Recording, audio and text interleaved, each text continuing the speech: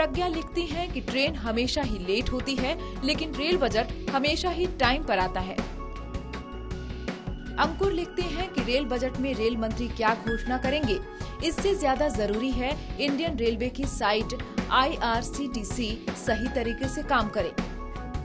शिखा लिखती हैं कि पहली बार रेल मंत्री के बजट में भारत की खुशबू आ रही थी, न कि बंगाल का स्पर्श।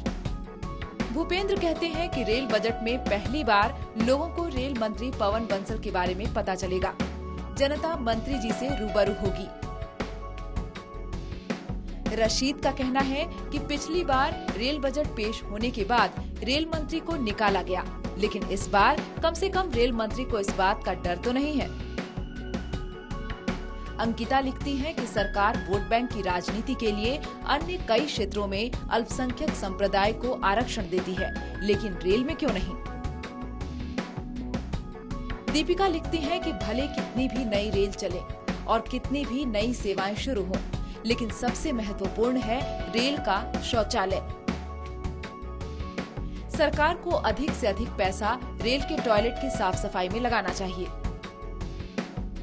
विवेक लिखते हैं कि बंसल साहब को अपनी रेल बजट की स्पीच कुछ इस तरह शुरू करनी चाहिए। स्टेशन से गाड़ी जब छूट जाती है तो और भी हसीन हो जाती है।